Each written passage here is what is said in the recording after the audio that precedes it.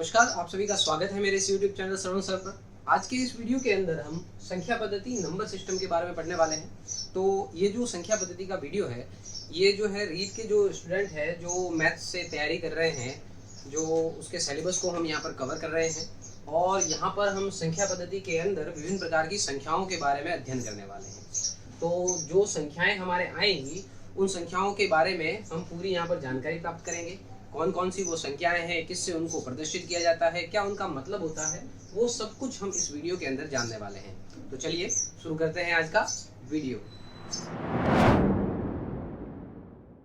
चलिए अब हम संख्या पद्धति शुरू करते हैं, नंबर सिस्टम पढ़ते हैं। नंबर सिस्टम के अंदर हमारे पास में जो पहले प्रकार की संख्या आती है वो है प्राकृत संख्याएं। इंग्लिश में हम इसको बोलते हैं नेचुरल नंबर्स। इन संख्याओं को n से प्रदर्शित किया जाता है। इन संख्याओं को हम किससे प्रदर्शित करेंगे?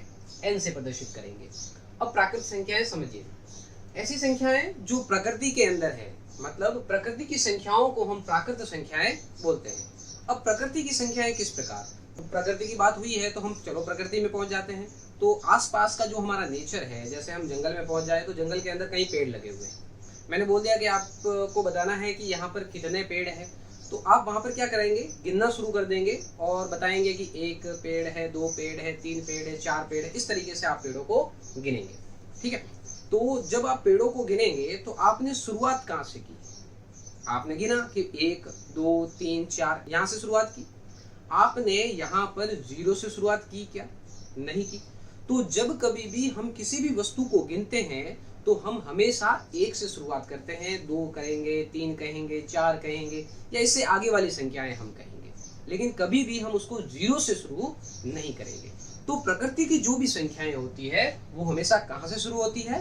वो 1 से शुरू होती है। तो n जो होगा वो कहाँ से शुरू होगा?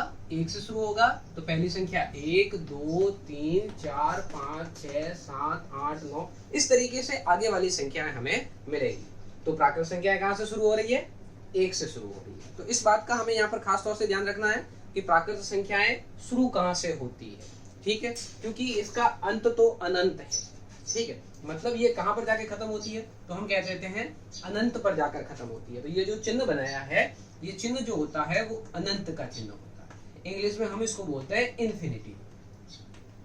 इन्फिनिटी का यह चिन्ह होता है, ठीक है। अब किसी को ये चिन्ह बनाने में प्रॉब्लम आती है तो बड़ा ही सिंपल है चिन्ह बनाना, कुछ नहीं करना। आपको समझना ये है कि आपने 8 बनाया है और इस 8 को धक्का मार दिया है तो 8 नीचे गिर गया है, तो इस तरीके से आपका ये 8 नीचे गिर जाता है। तो यह जो चिन्ह होता है वो आपका इन्फिनिटी का चिन्ह है। बड़ा ही सिंपल है, ज्यादा कुछ दिक्कत की बात नहीं। आ जाते हैं दूसरी संख्या के अंदर। दूसरी संख्या जो है वो हमारी है पूर्ण संख्या। पूर्ण संख्या को हम इंग्लिश के अंदर होल नंबर्स बोलते हैं। होल नंबर्स, इसको हम W से प्रदर्शित करते हैं। ये संख्या किससे प्रदर्शित की जाएंगी? W से प्रदर्शित की जाएंगी। अब ये संख्या शुरू कहाँ से होती है? आपको इन संख्याओं के अंदर खास तौर से यही ध्यान रखना है कि इन संख्याओं की शुरुआत कौन सी है, ठीक है। तो अब आती है पूर्ण संख्या। पूर्ण संख्या जो है वो हमारी कहाँ से शुरू होती है? पूर्ण संख्या हमारी शुरू होती है 0 से। 0 1 2 3, इस तरीके से जाकर आगे वाली संख्याएं हमें मिलती है और ये भी कहाँ तक जाती है? अनंत तक जाती है। अब जब प्रकृति के अंदर जो संख्याएं थी, जैसे हमने कहा कि भाई पेड़ लगा हुआ है, तो हमने कहा 1 पेड़ है, 2 पेड़ है, इस तरीके से हमने कह दिया। तो जैसे मैंने गिना कि 1 पेड़ है, अगर उस पेड़ को मैंने काट दिया और उस पेड़ को मैंने हटा दिया, तो वहां पर अब मैं अगर प्रश्न करता हूं कि यहाँ पर कितने पेड़ है, तो आप क्या कहेंगे? यहाँ पर कोई पेड़ नहीं है। लेकिन जब मैं कहूंगा आपको इसको संख्या के रूप में बताना है कि यहाँ पर कितने पेड़ है, तो आपका क्या उत्तर होगा? तो उसके लिए हमें एक संख्या की जरूरत होती है। उस संख्या के बारे में हमारे जो महान गणितज्ञ थे, खगोलविद थे, आर्यभट्ट, उन्होंने जो है वो 0 के बारे में बताया। तो प्राकृत संख्याओं के अंदर जब आगे 0 जोड़ दिया जाता है तो ये 0 1 2 3 4 इस प्रकार की संख्याएं बन जाती है। तो ये संख्याएं जो है वो प्राकृत से क्या हो जाती है? पूर्ण हो जाती है, पूरी हो जाती है। तो ये संख्याएं कहाँ से शुरू होगी? 0 से शुरू होगी। अब देखिए कि किन्हीं को याद नहीं रहता है कि प्राकृत संख्याएं कहाँ से शुरू होती है, पूर्ण संख्याएं कहाँ से शुरू होती है। कोई दिक्कत की बात नहीं है, बड़ा ही सिंपल सा है। जैसे आप प्राकृत का नाम लिखते हैं तो प्राकृत के अंदर प्र के बाद आ की मात्रा लगती है, तो आप इस आ की मात्रा को देखिए, ये 1 के जैसा है, ठीक है। तो इन संख्याओं की शुरुआत कहाँ से करनी है? 1 से करनी है, ओके। 1 के बाद आगे वाली संख्याएं प्राकृत संख्या हो जाएंगी। अब उसके बाद आती है पूर्ण संख्या। पूर्ण के अंदर आ रहा है ऋण, और ऋण कैसा होता है, जीरो के जैसा होता है। जीरो के बाद आप देखेंगे एक की तरह है, ठीक है। तो इन संख्याओं की शुरुआत कहाँ से होगी, जीरो से होगी। 0 1 2 3 4 करके इस प्रकार आगे वाली ये संख्याएं होंगी। तो ये तो होती है हमारी प्राकृत संख्याएं, और ये है पूर्ण संख्याएं। अब इसके बाद हम पढ़ते हैं पूर्णांक के बाद। अब हमारी अगली तीसरी प्रकार की संख्या आती है पूर्णांक, इंटीजर्स। इंटीजर्स क्या है, इंटीजर्स की क्या डेफिनेशन है, क्या परिभाषा है। इंटीजर्स की परिभाषा होती है कि नेगेटिव नंबर्स, जीरो और पॉजिटिव नंबर्स, ठीक है। नेगेटिव नंबर्स जिसको हम ऋणात्मक संख्याएं बोलते हैं, तो जीरो जो है वो बीच में आएगा, जीरो के इस तरफ सारी ऋणात्मक संख्याएं आएंगी, और जीरो के इस तरफ सारी धनात्मक संख्याएं आएंगी। अब ये ऋणात्मक संख्याएं और धनात्मक संख्याएं क्या होती है। ऋणात्मक संख्याएं मतलब जैसे हम कोई भी संख्या लिख लें और उस संख्या के आगे माइनस का चिन्ह लगा दें। किसी भी संख्या के आगे जब हम माइनस का चिन्ह लगा देते हैं तो वो ऋणात्मक संख्या बन जाती है। जैसे मैंने 5 लिखा और 5 के आगे अगर मैंने क्या लगा दिया, तो माइनस लगा दिया, तो ये हमारी 5 जो है वो ऋणात्मक संख्या बन जाती है। तो किसी भी संख्या के आगे यदि मैं माइनस का चिन्ह लगा देता हूँ, घटाव का चिन्ह लगा देता हूँ, तो वो हमारी ऋणात्मक संख्या बन जाती है, ठीक है। तो ये तो सारी ऋणात्मक संख्या है। बीच में जो है इसमें जीरो आता है, और इस तरफ सारी धनात्मक संख्याएं आती है। धनात्मक संख्या क्या है, तो जो हम नॉर्मली संख्याएं लिखते हैं वो सारी संख्याएं जो होती है वो धनात्मक संख्याएं होती है। किसी भी धनात्मक संख्या के आगे या तो कोई चिन्ह नहीं आएगा या उसके आगे प्लस का चिन्ह आता है, ठीक है। लेकिन ऋणात्मक संख्या की पहचान करना बहुत आसान है कि किसी भी संख्या के आगे माइनस लिख दिया तो वो अपने आप ही क्या बन जाएगी, ऋणात्मक संख्या बन जाएगी। अब पूर्णांक कौन कौन से होते हैं, तो इधर जो आने वाली जो संख्याएं हैं वो हमारी कौन सी संख्याएं हैं, धनात्मक संख्या है, ठीक है, ये है धनात्मक संख्या। और इधर आने वाली जो हमारी कौन सी संख्या है वो है ऋणात्मक संख्या। तो धनात्मक संख्याएं, ऋणात्मक संख्याएं, जीरो के साथ में मिलाकर ये जो रूप होता है संख्याओं का वह पूर्णांक कहलाता है। और इसकी एक और दूसरी परिभाषा हो सकती है, वो परिभाषा ये है कि जीरो से लगाकर इधर वाली जो धनात्मक संख्या आती है वो हमारी सारी पूर्ण संख्या है। कैसी संख्या है, पूर्ण संख्या है। अभी हमने पढ़ा था 0 1 2 3 4, ये जो संख्याएं पढ़ी थी हमने वो हमारी कौन सी संख्या है, पूर्ण संख्या। और पूर्ण संख्याओं के साथ में जब ऋणात्मक संख्याएं मिल जाएंगी तो वो क्या बन जाएगा, पूर्णांक बन जाएगा। तो इसकी हमारी दो परिभाषाएं हो सकती है। पहला तो ये कि धनात्मक, ऋणात्मक और जीरो मिलाकर पूर्णांक होते हैं, या ऐसा नहीं तो पूर्ण संख्याएं जो जीरो और धनात्मक संख्या है, पूर्ण संख्याएं और ऋणात्मक संख्याएं कुल मिलाकर जो संख्याएं बनती है वो पूर्णांक होते हैं। अब हम इनको लिखते कैसे हैं, लिखने के अंदर बीच में हमें क्या लगाना है, जीरो लगाना है। जीरो के इस तरफ 1 2 3 4 इस तरफ ये सारी संख्याएं आ जाएंगी, और कहां तक जाएगी, अनंत तक जाएंगी। और यहाँ पर इस साइड जो है वो माइनस का 1, माइनस का 2, माइनस का 3, इस प्रकार से इस तरफ ये संख्याएं आएंगी, ठीक है। तो ये जो सारी जो संख्याएं कहलाती है ये सारी संख्याएं पूर्णांक कहलाती है। तो जीरो के इस तरफ वाली ऋणात्मक होती है, जीरो के इस तरफ वाली धनात्मक होती है, और बीच में क्या होता है, जीरो। जीरो के लिए खास बात यह है कि जीरो न तो धनात्मक है, और न ही ऋणात्मक है। जीरो न तो धनात्मक होता है और न ही ऋणात्मक होता है। इसके आगे आप माइनस का चिन्ह भी लगाओगे तो जीरो जीरो ही रहेगा, प्लस का चिन्ह लगाओगे तो जीरो का मान जीरो के बराबर ही रहेगा। तो जीरो न तो धनात्मक होता है न ही ऋणात्मक होता है, ठीक है। हमने प्राकृत संख्याओं के बारे में पढ़ा था। प्राकृत संख्याओं से संबंधित एक प्रश्न मेरे को याद आया। प्राकृत संख्याओं के अंदर यह प्रश्न पूछा जा सकता है कि सबसे छोटी प्राकृत संख्या कौन सी है। तो सबसे छोटी प्राकृत संख्या हमारी सबसे पहले आने वाली संख्या होती है, वो कौन सी है, 1। तो प्राकृत संख्याओं में सबसे छोटी प्राकृत संख्या 1 है। इसी प्रकार पूर्ण संख्याओं के अंदर सबसे छोटी पूर्ण संख्या जो है वो 0 होती है, जो सबसे पहले आती है, ठीक है। पूर्णांक के अंदर सबसे छोटे पूर्णांक का कोई प्रश्न नहीं आता है।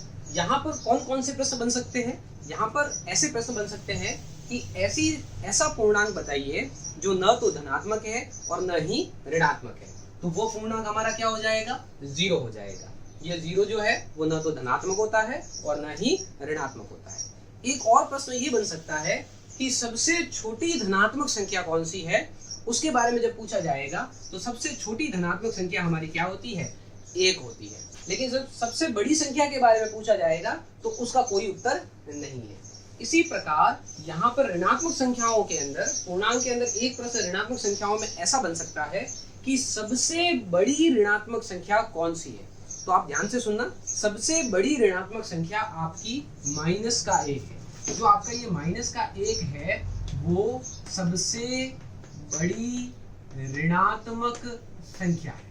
ठीक है, इसके इस तरफ आने वाली सारी संख्याएं जो होती है, ऋणात्मक संख्याएं जो होती है, वो लगातार घटते क्रम में होती है। कौन से क्रम में होती है? घटते क्रम में। मतलब -1 सबसे बड़ा है, उससे छोटा है -2, उससे छोटा है -3। इस प्रकार इस तरफ जब हम ऋणात्मक संख्याओं में जाएंगे तो ऋणात्मक संख्याएं लगातार छोटी होती जाएंगी। तो ऋणात्मक संख्याओं के अंदर हम थोड़ा सा उल्टा चलते हैं। अब हम करते हैं परिमेय संख्याएं, रेशनल नंबर्स। ये क्या होते हैं? रेशनल नंबर को हम Q से प्रदर्शित करते हैं। किससे प्रदर्शित करते हैं? Q से। अब Q की क्या परिभाषा है? परिमेय संख्याओं की क्या परिभाषा है? परिमेय संख्याओं की परिभाषा ये कहती है कि ऐसी संख्याएं जिनको P/Q के रूप में व्यक्त किया जा सकता है। कौन सा रूप होना चाहिए? P/Q का रूप। अब P क्या है? P आपके ऊपर आने वाली संख्या जिसको हम अंश बोलते हैं, और इसके बट्टा में अपॉन के अंदर जो नीचे आता है जिसको हम क्या बोलते हैं? हर। मतलब अंश बट्टा हर का रूप होना चाहिए। तो अंश बट्टा हर का जो रूप होता है वो परिमेय संख्या होता है। सिर्फ यही रूप परिमेय संख्या नहीं होता, इसके साथ दो बातें और आती है। कौन कौन सी? ध्यान से सुनिएगा। पहली आती है कि P और ये Q, ये दोनों क्या होने चाहिए? ये दोनों पूर्णांक होने चाहिए। क्या होने चाहिए? पूर्णांक। मतलब अंश के अंदर जो संख्या आएगी और हर में जो संख्या आएगी वो इन पूर्णांक के अंदर से ही आनी चाहिए, इनके बाहर नहीं होगी। तो पहली बात तो ये होगी, P और Q दोनों पूर्णांक होने चाहिए, इसके अलावा दूसरी संख्या नहीं आनी चाहिए। दूसरी बात जो है वो ये है कि Q is not equal to 0। Q का मान 0 के बराबर नहीं होना चाहिए। ये जो Q आ रहा है, मतलब ये जो नीचे आ रहा है, हर आ रहा है, ये हर जो है वो परिमेय संख्याओं के अंदर 0 नहीं होना चाहिए। यदि इस Q का मान 0 हो गया तो वो संख्याएं परिमेय नहीं रहेंगी और वो संख्याएं अपरिमेय भी नहीं होंगी। ठीक है, वो संख्याएं जो है यदि बट्टा में 0 आ जाता है तो उनका मान अनिश्चित होता है, उनका मान आप ज्ञात नहीं कर सकते, जिसको नॉट डिफाइन बोलते हैं हम। ठीक है, तो यहाँ पर तीन बातें हमें खास तौर से ध्यान रखनी है परिमेय संख्याओं के अंदर। पहली क्या? पहली है P/Q का रूप होना चाहिए। दूसरी क्या है? दूसरी है P और Q पूर्णांक होने चाहिए। और तीसरी बात है Q का मान 0 के बराबर नहीं होना चाहिए। ठीक है, ये तीन बातें जिसके अंदर होगी उसको हम परिमेय संख्या बोलेंगे। अब ऐसी कौन सी संख्या है जो इन तीनों रूपों को बराबर जो है संतुष्ट करती है?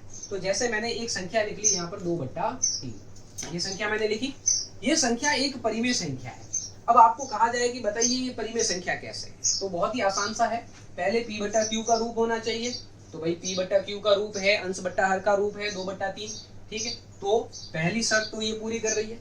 दूसरी शर्त क्या कह रही है कि P और Q पूर्णांक होने चाहिए।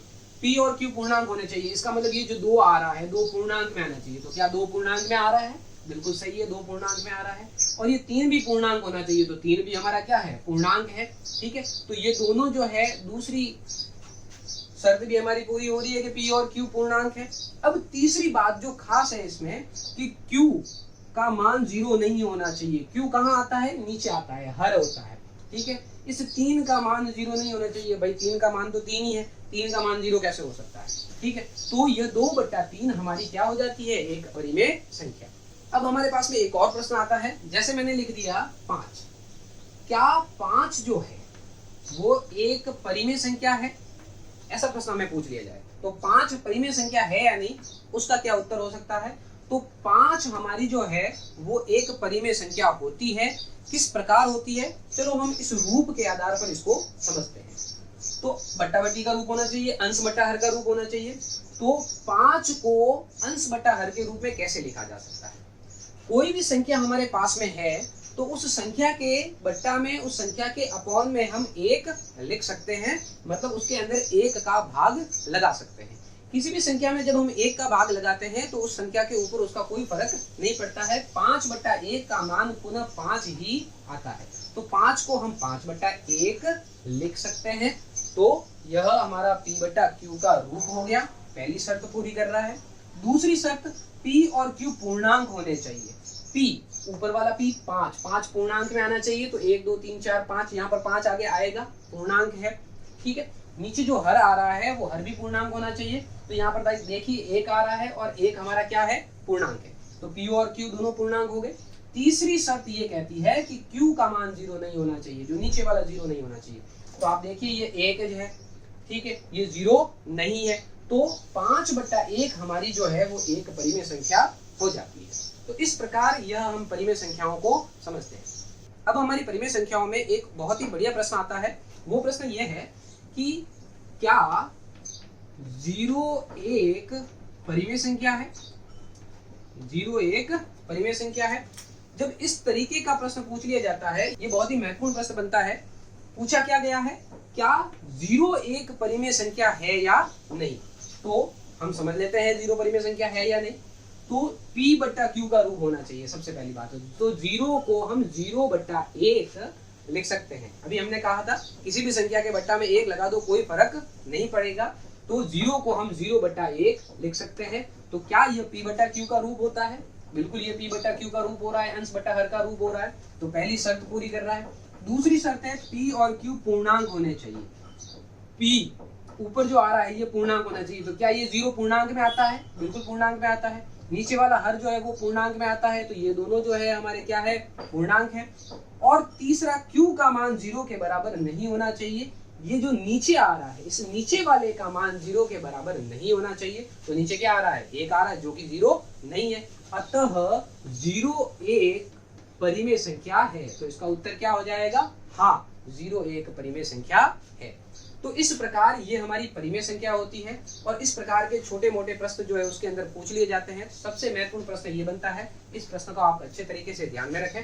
ठीक है, अब हम परिमेय संख्याओं के अंदर एक और बात को देख लेते हैं। वो ये है कि परिमेय संख्याएं जो होती है वो 2 प्रकार की संख्याओं को मिलाकर हम बोल सकते हैं। पहली जो होती है वो होते हैं हमारे पूर्णांक। अभी हमने पूर्णांक पढ़े हैं, मतलब सारे पूर्णांक जो होते हैं वो परिमेय संख्याएं होती है। तो इसके ऊपर जो पूर्णांक आ रहे थे, पूर्णांक आते हैं पूर्ण संख्याओं से। पूर्ण संख्याओं के बाद ठीक है, पूर्णांक के अंदर पूर्ण संख्याएं भी आती है। 0 को हटा दिया जाए तो प्राकृत संख्याएं भी पूर्णांक के अंदर आती है। तो पूर्णांक सारे अंक होते हैं। तो ये जो सारे अंक होते हैं, सारी संख्याएं जो होती है वो हमारे कौन सी होती है, परिमेय संख्या होती है। इसके साथ साथ और कौन सी परिमेय संख्या है जिसको हम और बोल सकते हैं, जो है हमारी भिन्न। क्या होती है, भिन्न, जिसको हम बोलते हैं फ्रैक्शंस। ठीक है, तो सारे फ्रैक्शंस जो है वो हमारी परिमेय संख्याएं हैं। तो आपने पूर्णांक के अंदर देखा होगा कि आपको यहाँ पर सीधे सीधे अंक, सीधी सीधी संख्याएं दिख रही थी। लेकिन उसके अंदर आपको जैसे 2/3 है, 4/5 है, 7/2 है, इस प्रकार की आपको संख्याएं उसके अंदर नहीं दिख रही थी। जैसे 1/3/4 है। इस प्रकार से मैं संख्याएं लिख लूं, इस प्रकार से मैं भिन्नों के रूप में संख्याएं लिख लूं, तो ये भिन्ने आपको उसके अंदर दिखाई नहीं दे रही थी। लेकिन ये भिन्ने सारी और पूर्णांक सारे, ये कुल मिलाकर जो है वो हमारी परिमेय संख्याएं, रेशनल नंबर्स होते हैं। ठीक है, तो ये रूप आपको यही बता रहा है। इसकी परिभाषा भी आपको यही कह रही है कि पूर्णांक और भिन्ने, इन दोनों को जब मिला दिया जाता है, इन दोनों को मिक्स कर दिया जाता है, तो हमारी क्या बन जाती है, परिमेय संख्या। अब हम अपरिमेय संख्याओं के बारे में पढ़ते हैं। तो चलिए अब हम समझते हैं अपरिमेय संख्या, इर्रेशनल नंबर्स के बारे में। ठीक है, इर्रेशनल नंबर क्या होते हैं, तो इनकी एक परिभाषा है। परिभाषा क्या है कि ऐसी संख्याएं जो परिमेय नहीं होती है, उन संख्याओं को हम अपरिमेय संख्याएं कहते हैं। अब ये इसकी कोई ऑथेंटिक परिभाषा नहीं है। कैसे नहीं है, कि उन्होंने बोला है कि भाई ऐसी संख्याएं जो परिमेय नहीं है उनको हम अपरिमेय बोलेंगे। अब परिमेय संख्या कौन सी है ये तो हमें पता है, लेकिन कौन सी संख्याएं परिमेय नहीं है इसके बारे में हमें पता नहीं है। इन्होंने ऐसा कुछ परिभाषा के अंदर नहीं बताया कि कौन सी संख्याएं, इन संख्याओं को आप अपरिमेय बोलोगे। ठीक है, तो ये इसकी ऑथेंटिक परिभाषा नहीं है। अगर हमें अपरिमेय संख्याओं को अच्छे तरीके से समझना है तो दशमलव प्रसार के बारे में समझना पड़ेगा, डेसिमल एक्सपेंशन के बारे में समझना पड़ेगा। ये डेसिमल एक्सपेंशन जो है हम किसी अलग वीडियो के अंदर आपको बताएंगे। परिमेय और अपरिमेय संख्या दोनों को लेंगे और उसके अंदर उसको डेसिमल एक्सपेंशन, दशमलव प्रसार के आधार पर आपको अच्छे तरीके से समझाएंगे। और उस वीडियो के अंदर आपको ये बताएंगे किसी भी संख्या का वर्गमूल कैसे ज्ञात किया जाता है। कुछ ऐसे 2-3 चीजों के बारे में आपको वहां पर समझाया जाएगा। अभी हम मोटे मोटे तौर पर समझ लेते हैं कि अपरिमेय संख्याएं हमारे पास में कौन सी है। अपरिमेय संख्याएं उदाहरणों के आधार पर हम यहाँ पर समझेंगे। तो सबसे पहली जो चीज है कि वर्गमूल के अंदर आने वाली संख्या, वर्गमूल के अंदर आने वाली संख्या, एक तो संख्या कैसी आनी चाहिए, वर्गमूल के अंदर आनी चाहिए और उनका वर्गमूल ज्ञात नहीं किया जा सकता। और वो संख्याएं जो है वो वर्गमूल के बाहर नहीं आ सकती, उनका वर्गमूल ज्ञात किया नहीं जा सकता। जैसे मैंने लिखा वर्गमूल और उसके अंदर लिख दिया 2, जिसको हम बोलते हैं अंडर रूट। इसको, इस चिन्ह को बोला जाता है अंडर रूट, हिंदी में हम इसको वर्गमूल बोलते हैं। तो हमने कहा कि 2 अंडर रूट 2 है, अंडर रूट 2 को हम हल करके अंडर रूट से बाहर नहीं निकाल सकते, तो हमारा अंडर रूट 2 जो है वो एक अपरिमेय संख्या हो जाता है। इसी प्रकार अंडर रूट का 3 है, अंडर रूट का 5 है, अंडर रूट का 6 है। ये जो सारी संख्याएं आप देख रहे हो ये हमारी अपरिमेय संख्याएं हैं। क्यों अपरिमेय संख्याएं हैं? क्योंकि इन संख्याओं को वर्गमूल से बाहर निकाला नहीं जा सकता, इनके वर्गमूल के चिन्हों को हल किया नहीं जा सकता, इसीलिए ये हमारी कौन सी संख्या हो जाएगी? अपरिमेय संख्याएं हो जाएंगी। अब आप इन उदाहरणों के अंदर आप देखेंगे कि मैंने 2 लिया अंडर रूट का 3 लिया, लेकिन अंडर रूट का 4 नहीं लिया। क्यों नहीं लिया? क्योंकि अंडर रूट के 4 का हमें एक उत्तर मिलता है और वो है 2। अंडर रूट के 4 को हम लिख सकते हैं 2। आप देखेंगे यहाँ पर अंडर रूट 4 को हल किया जा सकता है, तो अंडर रूट हल हो रहा है, तो यहाँ पर हमें जो उत्तर मिल रहा है उसके ऊपर अंडर रूट नहीं है। इसका मतलब यह संख्या अपरिमेय नहीं है, यह एक परिमेय संख्या है। तो अपरिमेय संख्या कौन सी हो जाएंगी? ऐसी संख्याएं जिनके ऊपर वर्गमूल आए और उनका वर्गमूल हल नहीं किया जा सकता, वर्गमूल से बाहर उनको नहीं निकाला जा सकता, उनको हम अपरिमेय संख्याएं बोलेंगे। तो पहले तो ये उदाहरण हो गए अपरिमेय संख्याओं के। एक जो सबसे महत्वपूर्ण उदाहरण है अपरिमेय संख्याओं का वो है पाई।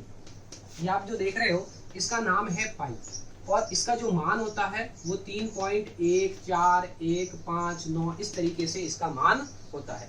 मतलब इसको दशमलव प्रसार के आधार पर अच्छे तरीके से समझाया जा सकता है। इसका जो दशमलव प्रसार होता है वो अशांत अनावृत्ति प्रकार का होता है। अशांत मतलब रुकता नहीं है और अनावृत्ति का मतलब होता है नॉन रिपीटिंग, रिपीट नहीं होता है, अलग अलग अंक आते रहते हैं।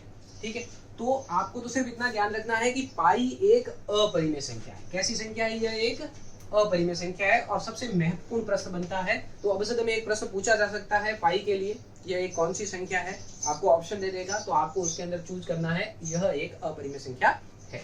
ठीक है, तो पाई तो हमारी एक अपरिमेय संख्या है। एक और अपरिमेय संख्या है जिसको आप सिर्फ ध्यान रखना है, और वो क्या है? ई। ई भी हमारी एक अपरिमेय संख्या है। इसको अगर हमें डिटेल के अंदर पढ़ना है तो हम जब अपरिमेय संख्याओं का टॉपिक लेंगे उसके अंदर इसको अच्छे तरीके से समझ लेंगे। इसके बाद हम समझ लेते हैं वास्तविक संख्याएं क्या होती है। वास्तविक संख्याओं की परिभाषा बहुत ही सिंपल है। पहली बात तो वास्तविक संख्याओं को हम आर से प्रदर्शित करेंगे। किससे प्रदर्शित करेंगे? आर से। वास्तविक संख्याएं जो होती है वो आपकी पहली तो संख्याएं होती है जिनको हम बोलते हैं परिमेय संख्याएं और अपरिमेय संख्याएं।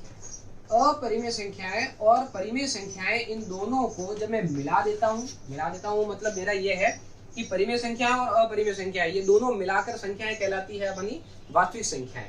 ठीक है, मतलब परिमेय संख्याएं भी आ जाएंगी, अपरिमेय संख्या भी आ जाएंगी, दोनों संख्याएं शामिल हम कर लेंगे।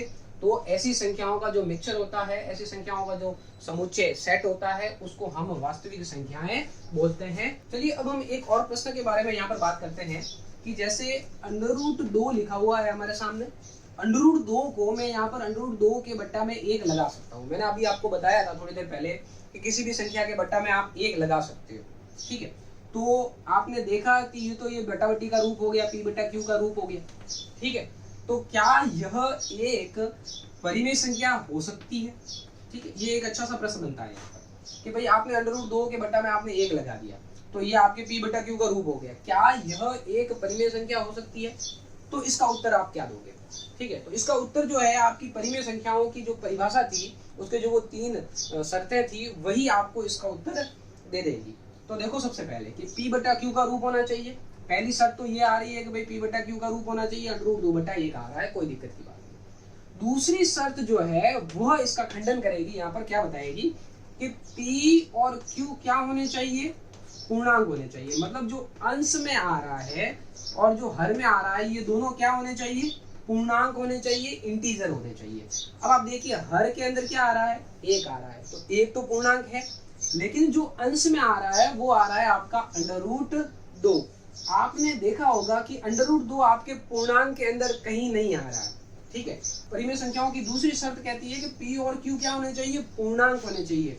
क्या ये P पूर्णांक है, यह P पूर्णांक नहीं है। इसका मतलब ये √2/1 जो आपने लिखा है यह एक परिमेय संख्या नहीं है, और परिमेय नहीं होगी तो कैसी संख्या हो जाएगी, एक अपरिमेय संख्या हो जाएगी। इस प्रकार यहाँ पर हम कोई भी संख्या उठाते हैं तो उसको हम अपरिमेय बता सकते हैं। तो यहाँ पर ये हमारी अंडर के अंदर आने वाली संख्याएं जो है वो अपरिमेय संख्याएं हैं। अब हम आगे अवास्तविक संख्याओं के बारे में पढ़ते हैं। अब हमारी सबसे लास्ट जो है अंतिम संख्या जो आती है वो है अवास्तविक संख्या, जिसका दूसरा नाम है काल्पनिक संख्या। इंग्लिश के अंदर हम इसको इमेजिनरी नंबर बोलते हैं, ठीक है। अब ये इमेजिनरी नंबर क्या होते हैं, अवास्तविक संख्याएं क्या है, काल्पनिक संख्याओं का क्या मतलब है, क्या परिभाषा है इसकी। ऐसी संख्याएं जिनका कोई भी मान संभव नहीं हो, मतलब इन संख्याओं का मान हम ज्ञात कर ही नहीं सकते, ऐसी संख्याओं को हम अवास्तविक संख्या बोलते हैं, काल्पनिक संख्याएं बोलते हैं। मतलब ऐसी संख्याओं की सिर्फ कल्पना की जा सकती है, वास्तव में ऐसी संख्याएं है ही नहीं, मतलब इन संख्याओं को सिर्फ हम इमेजिन कर सकते हैं, तो उन संख्याओं को हम अवास्तविक संख्याएं बोलते हैं। अब ऐसी कौन सी संख्याएं हैं, तो जैसे अंडर के अंदर लिख दिया मैंने -1, ठीक है। √-1 हमारी जो है एक अवास्तविक संख्या है। इसी प्रकार अंडर के अंदर लिखा मैंने -2, अंडर के अंदर लिखा मैंने -4, ठीक है। अंडर के अंदर यदि मैं कोई भी ऋणात्मक संख्या लिख लेता हूँ, अंडर के अंदर कैसी संख्या, ऋणात्मक संख्या, ठीक है। कोई भी ऋणात्मक संख्या मैं अगर अंडर के अंदर लिख लूंगा तो वो हमारी कौन सी संख्या बन जाएगी, अवास्तविक संख्या बन जाएगी। एक और अवास्तविक संख्या का बढ़िया उदाहरण है, वो है आयोटा, ठीक है। ये जो मैंने आई बनाया है इसको हम क्या बोलते हैं, आयोटा बोलते हैं। ये आयोटा जो है वो एक अवास्तविक संख्या है, ठीक है। ये आप अच्छे तरीके से ध्यान में रखना। अवास्तविक संख्याओं का जो टॉपिक है वो रीड के सिलेबस में नहीं है, तो डोंट वरी, आपको सिर्फ इसको मोटे मोटे तौर पर सिर्फ समझना है, ध्यान रखना है और कुछ नहीं करना। तो आयोटा जो है वो हमारी क्या है, एक अवास्तविक संख्या है। इस आयोटा का जो मान होता है वो होता है √-1, ठीक है। तो यह एक अवास्तविक संख्या होती है, काल्पनिक संख्या होती है, ठीक है। तो यह हमारी अवास्तविक संख्या है, इसमें हमें ज्यादा समझने लायक कुछ भी नहीं है। अब हम यहाँ पर नंबर सिस्टम का एक बढ़िया चार्ट बनाएंगे और चार्ट के आधार पर हम यहाँ पर संख्याओं के अंदर समझेंगे कि कौन कौन सी संख्याएं किस तरीके से एक दूसरे से जुड़ी हुई है। अब हम यहाँ पर संख्या पद्धति को चार्ट के माध्यम से समझ लेते हैं। चार्ट के अंदर मैंने इसको बिल्कुल व्यवस्थित तरीके से बता दिया है। तो सबसे पहली जो हमने संख्याएं पढ़ी थी वो थी हमारी प्राकृत संख्याएं, जिसको हम नेचुरल नंबर्स बोलते थे, ठीक है। और नेचुरल नंबर कहाँ से शुरू होते थे, 1 से शुरू होते थे और अनंत तक जाते थे, तो ठीक है। तो प्राकृत संख्याओं के अंदर हम जब 0 को शामिल कर लेंगे तो वो संख्या हमारी कौन सी संख्या बन जाएगी, पूर्ण संख्या बन जाएगी। और वो पूर्ण संख्या है जिनको हम होल नंबर बोलते हैं, कहाँ से शुरू होते हैं, 0 से शुरू होते हैं, ठीक है। ये हमने पूर्ण संख्याओं के अंदर पढ़ा था। जब इन पूर्ण संख्याओं के अंदर हम ऋणात्मक संख्याओं को भी शामिल कर लेंगे तो ऋणात्मक संख्याएं और पूर्ण संख्याएं मिलकर जो संख्याएं बनेगी वो हमारे क्या होते हैं, पूर्णांक होते हैं। इन पूर्णांकों के बारे में हमने पढ़ा। और जब इन पूर्णांकों के अंदर हम भिन्ने, जिसको हम फ्रैक्शंस बोलते हैं, फ्रैक्शंस को भी अगर हम इंटीजर में शामिल कर लेते हैं तो वो कुल मिलाकर हमारी कौन सी संख्या बन जाती है, परिमेय संख्याएं बन जाती है। परिमेय संख्याओं की हमने तीनों शर्तों के बारे में पढ़ लिया है, बिल्कुल अच्छे तरीके से वहां पर समझ लिया। परिमेय संख्या बन जाती है, रेशनल नंबर्स बन जाते हैं। जब इन परिमेय संख्याओं के अंदर अपरिमेय संख्याओं को भी शामिल कर लिया जाता है तो कुल मिलाकर जो संख्या बनती है वो होती है हमारी वास्तविक संख्याएं, जिनको हम रियल नंबर्स बोलते हैं। जब इन रियल नंबर के अंदर अवास्तविक संख्याओं को भी हम शामिल कर लेते हैं तो ये कुल मिलाकर हमारी क्या बन जाती है, पूरी पूरी संख्या पद्धति बन जाती है।